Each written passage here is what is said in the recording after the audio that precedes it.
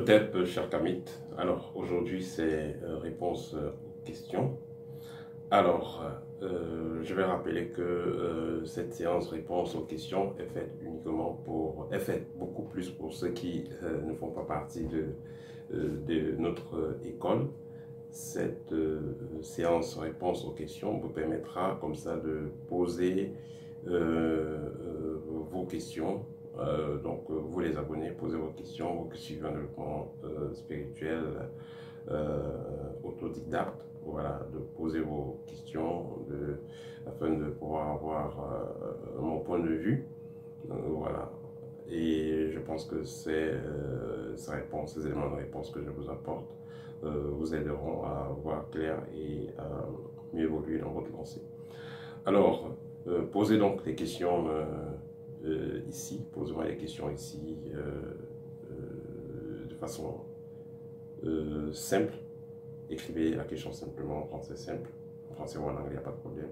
Posez les questions sur l'espace réservé aux commentaires. Voilà, ne venez pas poser les questions sur WhatsApp, posez les questions directement sur YouTube et je répondrai. Alors, la première question. Entendre des bruits dans la maison, suivi des bruits dans la tête. Voilà, si vous entendez des bruits dans la maison, il faut d'abord veiller à ce que la maison soit assez propre, assez rangée, qu'il n'y ait pas des bestioles chez vous. Vous avez des petits cafards ou des souris dans la maison, vous pouvez entendre des bruits et commencer à croire à autre chose. Voilà, parce que les esprits ne font pas toujours des bruits. Ils peuvent être très discrets, très silencieux. Les esprits n'aiment pas faire du bruit, généralement. Les esprits n'aiment même pas effrayer. Voilà. Donc, ça c'est surtout c'est les esprits matiques, hein. Bon, disons vos ancêtres, l'esprit guide et autres.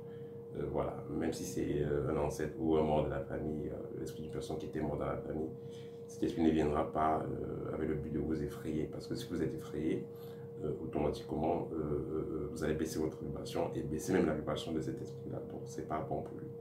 C'est pas profitable pour lui. Voilà, pas un esprit errant, esprit fantôme, esprit nocif qui peut vouloir forcément vous effrayer. Mais en général, c'est pas ça. Et si ensuite vous avez des bruits dans la tête, voilà, il faudra vous poser des questions. Si ça persiste, vous allez dans nettoyer la maison n'a pas de bestioles et autres. Il faudra donc passer par une bonne série de purifications et avec de l'encens. Et après cela, si c'est quelque chose de suspect, de mystique, ça va se calmer. Mais si ce n'est pas le cas, ça peut aussi être un problème psychologique. Voilà, parce que ce n'est pas tous les problèmes qui sont magiques. Question suivante. Rêver d'accoucher son papa qui est décédé. Voilà, ça veut dire que votre papa peut être prêt pour la réincarnation, il peut être prêt à revenir. Donc, voilà, il peut être prêt à revenir. Et ça pourrait être lui qui revient. Voilà. Vous avez les toilettes très sales. Oui, ça pourrait être des problèmes. Hein. Ça pourrait être des problèmes qui pourront venir dans votre vie.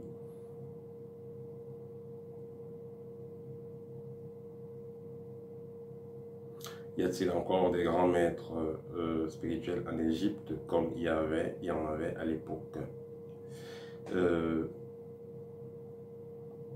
C'est assez délicat.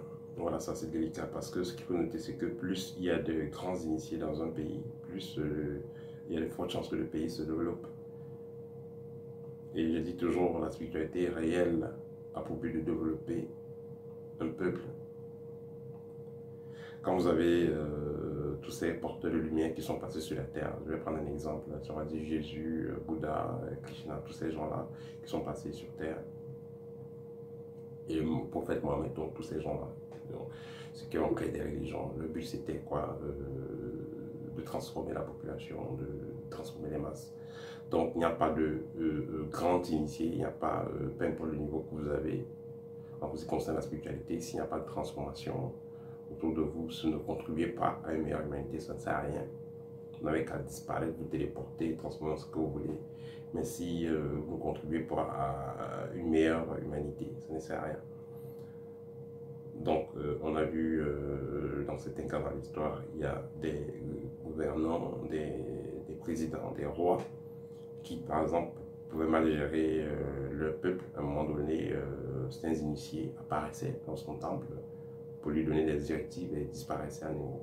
D'autre façon de dire que si vous êtes vraiment, s'il y a des gens qui sont vraiment initiés à un niveau très avancé, comme à l'Égypte antique,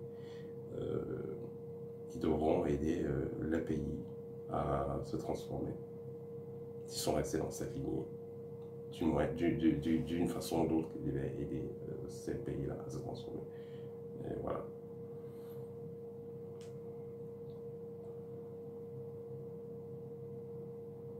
Que dire des séries des morts suivies à l'ouverture de la tombe du roi, du pharaon Toutankhamon?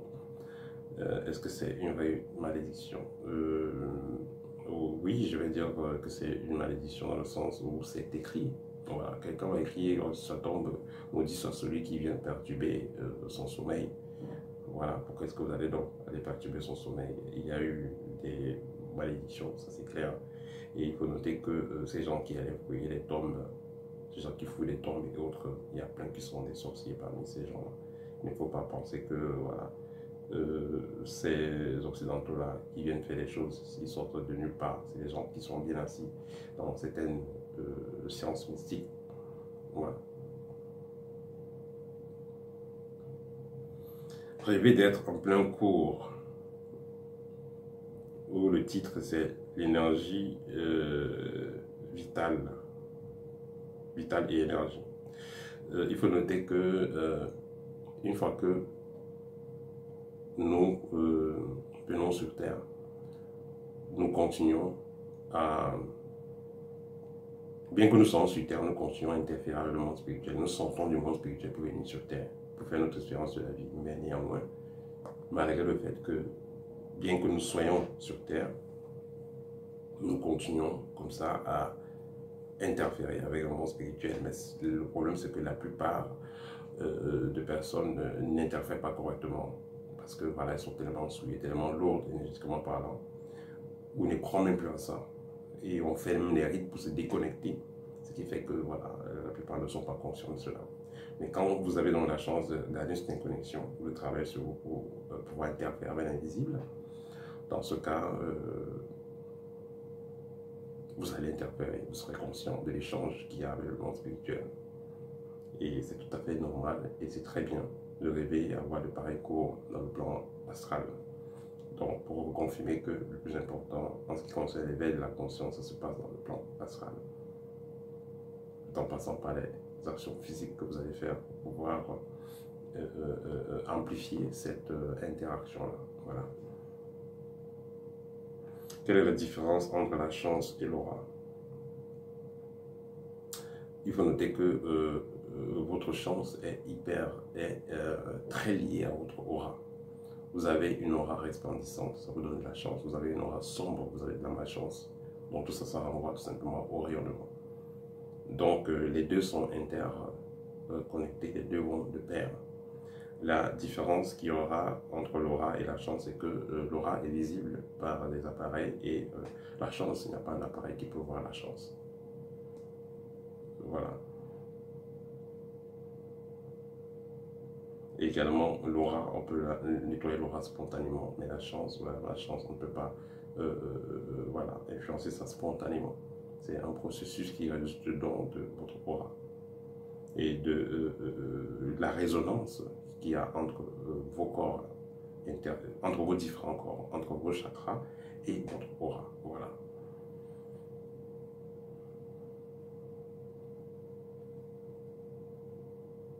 Est-ce qu'on peut purifier les chakras? Bien entendu, on purifie les chakras avec des exercices respiratoires, avec notre alimentation, avec des sons et autres. C'est ce qui est enseigné dans les écoles mystiques. Comme par exemple dans notre école, le processus, c'est 3 mois. Et après 3 mois, il est clair que l'étudiant commence à avoir des rêves lucides. L'étudiant commence à interférer avec les ancêtres. Il commence à être conscient des rêves, ainsi de suite. Donc c'est quelque chose de naturel. On n'a pas besoin de mettre un pouvoir ou des esprits dans vous.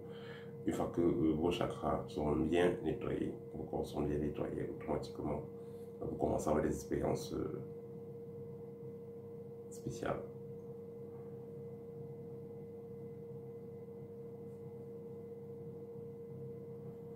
Qu'est-ce qu'on purifie quand on fait des bains spirituels, citron, avec le citron par exemple, ou le girofle et autres? Qu'est-ce qu'on purifie? On purifie l'aura, on purifie le corps énergétique. Le corps énergétique, voici votre corps, le corps énergétique est là, symbole, le corps physique. Voilà. Et c'est dans ce corps donc, que les parasites, la saleté se cache, la saleté spirituelle. Quand vous allez donc vous laver, les vibrations des éléments chimiques que vous allez utiliser vont donc fondre, dissoudre tous les parasites qu'il y a sur votre corps énergétique. C'est ça la purification. Donc ce n'est pas que le sel que vous allez prendre, les coups de girofle et tout ça, ça va agir à l'intérieur, non, ça agit à l'extérieur. Mais ça va toucher le corps physique, mais ça agit sur votre aura, sur votre corps énergétique.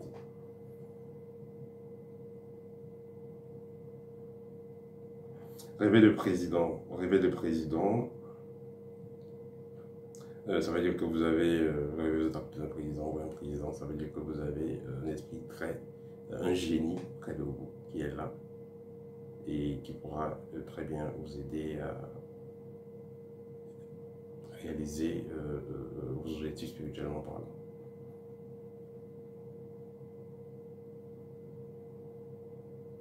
Question suivante, est-ce que les politiciens travaillent avec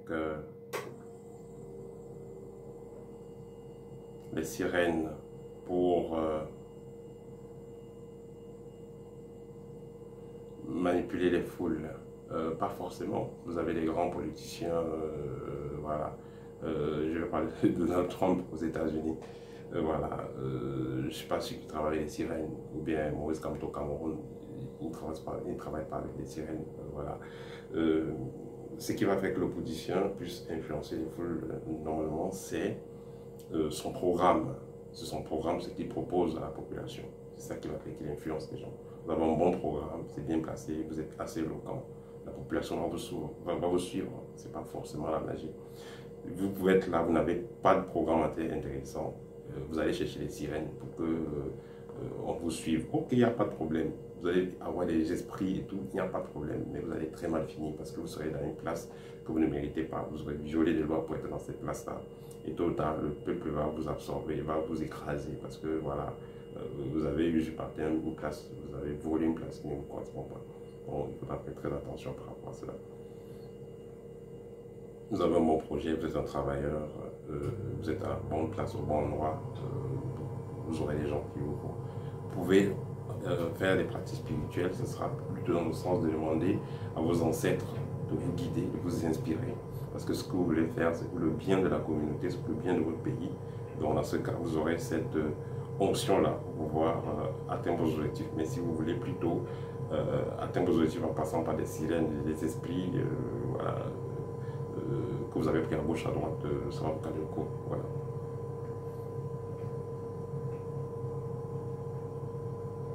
Y a-t-il des entités spécifiques pour le continent africain? Il y a des entités spécifiques pour chaque continent, il y a des entités spécifiques pour chaque pays, pour chaque village, pour chaque quartier, pour chaque maison.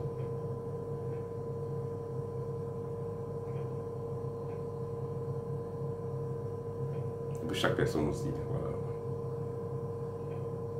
Dernière question, les aliments cuits, savait-il notre centre énergétique et la viande également, est-ce que ça salit nos centres énergétiques? Il faut noter que voilà, les aliments de mauvaise qualité, pas forcément cuits, vous pouvez avoir des aliments cuits que vous mangez, ça ne vous salit pas les centres énergétiques, pas forcément. Parce que si vous mettez à manger que les aliments crus, d'un côté aussi c'est pas très bon. Voilà, vous allez manquer de certaines vitamines. Et voilà, et il y a un grand problème également avec les véganes. Ils ne mangent pas des produits laitiers, pas de viande et autres. Et ils sont souvent très chétifs et ils n'ont pas sur une très bonne santé. Voilà. Néanmoins, il y a des mystiques avancés qui vont éviter la viande, qui ne vont pas manger de viande, pas de produits laitiers, mais ils auront une très bonne mine. Pourquoi? Parce qu'ils vont compenser cela avec des travaux énergétiques qui vont consister à les recharger, à amplifier les capacités naturelles. À ce niveau-là, vous pouvez mettre de côté la viande et certains aliments, mais le plus important à la base, c'est d'éviter les aliments trop transformés. Voilà, manger naturellement les aliments naturels. Et ça va vous permettre d'éviter certains problèmes. Parce qu'il est clair que la spiritualité est très liée à l'alimentation. L'alimentation même, c'est la base de la spiritualité. Vous n'avez qu'à faire les rituels que vous voulez, méditer, jeûner, faites tout ce que vous voulez, mais si à la base, vous mangez du n'importe quoi, votre vibration aussi en train de construire de n'importe quoi. Voilà, c'était tout pour aujourd'hui. Partagez la vidéo, ça pourra aider. Laissez un commentaire au thème et à très bientôt.